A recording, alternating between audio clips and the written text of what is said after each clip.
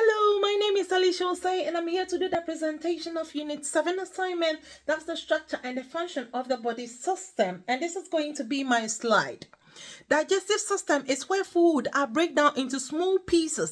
The digestive tract, which is the alimentary canal, is a long tube starting from the mouth to the rectum where food and liquid travel through when swallowed, digested, absorbed, and leave the body as feces through the anus.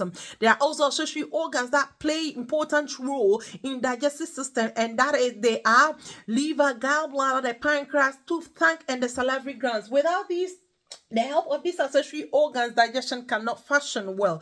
Digestion happen in two ways. That's mastication and chemical digestion. Chemical digestion is food being digested by digestive enzyme, and mastication involves physical breakdown of food substance into small particles. Mastication starts from the mouth by the process of tooth chewing, tongue tasting, and mix up food with the salivary glands, which lubricates the food. We have three types of salivary glands. That's the parotid glands, the submandibular, and the sublingual glands.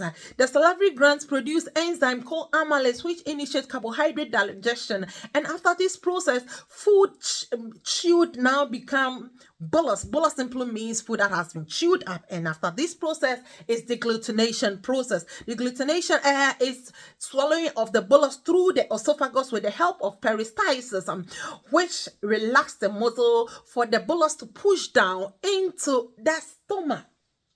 Now, stomach temporary store the food contracts and relax to break down the bolus.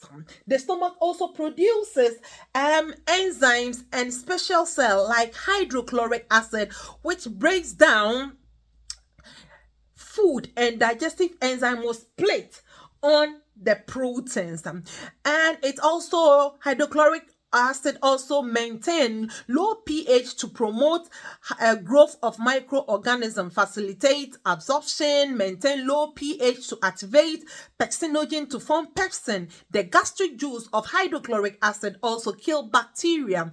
The second is mucus. Mucus serves for two purposes. It lubricates food masses in order to facilitate movement within the stomach, and it covers the stomach wall as a protective coating.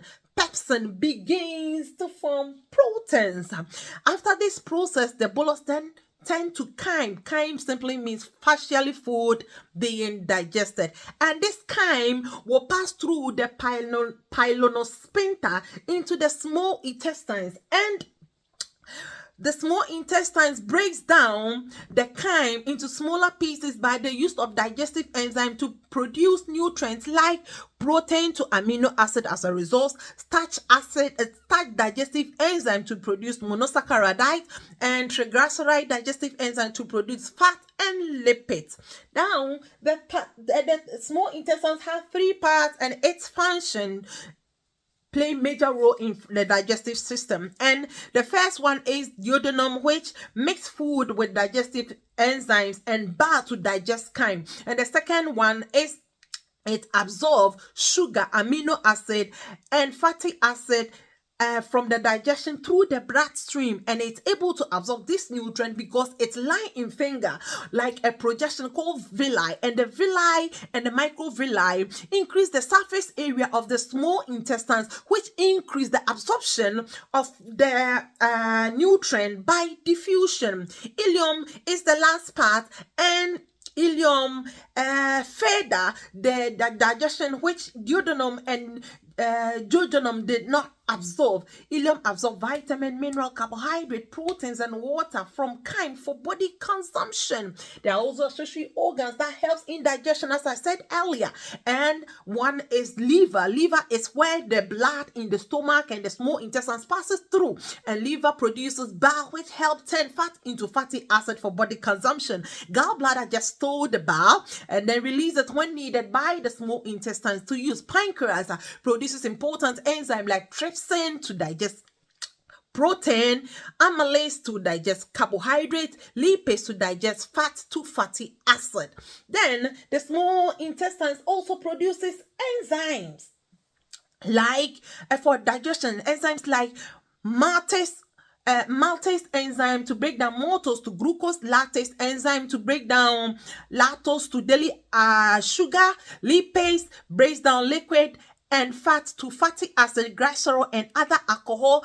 Peptidase enzyme breaks down proteins to amino acid. The chyme will encounter all these enzymes through chemical digestion and break down the chyme into smaller particles, which are the building block of protein, carbohydrate, and fat. And the building blocks are the fatty acid, the amino acid, the glycerol, the monosaccharide. And all these will be absorbed by the small intestine for body consumption, but the fatty acid are being absorbed by the small intestines by the help of bile. Then the large intestines is the function of the large intestine, it absorb water and salt from undigested food and gets rid of any waste products left over, and the waste product will be stored in the rectum. When one is ready to have a bowel movement, the person will have it through the anus. The constituent food groups of balanced diet, an example, and its nutrients. Nutrients are chemical components of food that are used by the body to function properly and maintain health. Example are protein, carbohydrate, vitamins, and minerals. Whilst balanced diet is eating a wide variety of food in a right proportion and consuming the right of amount of drink to achieve and maintain good health and weight. And for there are 5 groups of food groups, and I will start by explaining carbohydrate, which is the main source of energy for body because it's large group of organic components that include sugar, starch, cellulose. Carbohydrates contain hydrogen and oxygen. Example of carbohydrates are potatoes, grain, rice, grain food such as rice and wheat. And research explain that eating a whole grain reduces the risk of heart diseases, the stroke, and then type 2 diabetes. Healthy fats are high in energy. Therefore, we need to be careful the amount and the type we eat. We need small amounts to protect our organs to absorb certain vitamins to help us grow. Healthy fat can be obtained from nuts, seed, and vegetable oil. We should try and avoid saturated fat, which is unhealthy, and we will get that from pork, chicken, skin, and beef, butter, and the rest. They are high risk to health diseases, so let's avoid it. Fiber is plant-based food, which hosts most health benefit. It helps lower LDL cholesterol. It also helps regulate sugar level, constipation problem, risk of heart diseases, diabetes risk, and weight management. Fiber is into 2 types, soluble and insoluble, and both play major roles in our health. And examples are fruits, nuts, vegetables, oats, and whole grain food. Proteins. Proteins provide amino acid which help to repair the body, which repair and build the body cell. Yes, as I explained earlier. And examples are fish, meats, and the vegetarian source are eggs and nuts. Beans too is added. Water is important, form important part of our day-and-day life. Water is abundant in our body and it regulates body pressure. It has no calories, so it can also help in maintaining body and reducing calories intake. Water gets rid of waste through urination, perspiration, and bowel movement. It also helps us stay hydrated. Fruit and vegetables, the one that I love most. Fruit and vegetables are also vital part health balanced diet because they are high in fiber and packed full of vitamins and minerals.